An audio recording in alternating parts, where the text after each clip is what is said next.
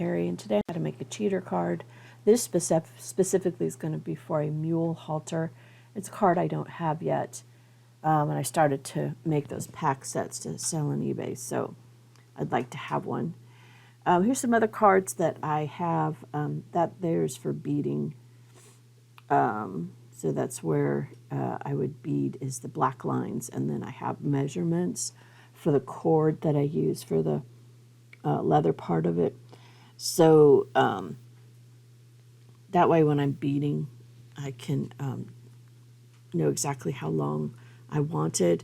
I used to do this because I had a job where I could do the actual beading or the making of the saddles, but they wouldn't let me bring the models. So I didn't have anything to measure to. So I made some generic cards for the stuff I was selling. That's when I was running Mommy's little sweatshop. Times were tough, and I was working full-time and trying to sell tack. But anyways, this is, that's a traditional martingale. You can see how rough it is. So I'm not going to give them my rough cards, and I have no reason to redo them, really, because you can make them yourself for free. Okay, I'm going to show you probably the most accurate way of making one. You need a card, you need a pen, you need a straight edge, and then you need a finished piece of what you're going to be creating. So in this case, I went ahead and whipped up a mule halter, and then I'm getting ready now to take it apart. So marking the card so I know what it is. Just made this so the glue is set but not yet dry, because with aliens in 24 hours, once it sets up, it's really hard to do what I'm doing here. So I'm going to take this apart piece by piece. Use the straight edge, measure and mark every strap. It's time consuming the first time, but now once I have this, and I'll make it to maybe just a fraction longer, but on a halter there's not a lot of places like on a bridle to adjust. So I've already fitted this to the mule. I know it's going to fit the mule. It also fits my tack making style. So you can see I got my needle on a stick going into where it's attached. And like I said, because it's not yet dry, it's just set up glue, I can bust the bond. And then when I'm done, I'll put it back together again. It's not major. And sometimes I make up names for whatever the parts are. Like I think they called this under chin, which it's throat latch. But it is under the chin. So, another reason why I wouldn't give up my cheater cards. You might not understand how I'm phrasing it. Like I'll say between chest, under legs. Makes sense to me because of what I'm making. Might not make sense to anybody else. So this would be buckle strap.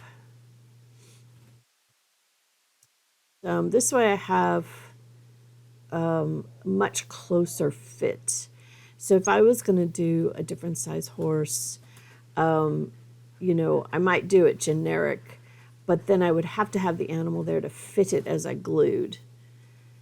Because a halter doesn't have like buckle areas, like they only have a couple buckle areas to do the fitting, and so you got to be careful that you don't make it bigger than it should be, if that makes sense. Halters are rough, so this is going to be a fitted mule halter, which I know will fit a couple other size, like the Western Pleasure horse. It'll fit that. So it's something that really is not going to be adjustable. It'll be a perfect fit. So, sorry about the blur. This is not really to show you what lengths I'm doing. I recommend that you make a halter and go ahead and then bust it and then do this for the models that you are going to make halters for. They're not universal fit. You'll probably end up with like 3 or 4 sizes. Like draft horses, well, they have a totally different halter, but your bigger headed horses, and then you've got your smaller ones, you got your foals, and you got the middle sized ones, and So I recommend if you want to set this up that you go ahead and do that. I have a video on how to make a halter. If you want to know how to make a halter, one like this. I'm just using skinny ribbon. I bought a whole bunch of this 16th inch skinny ribbon.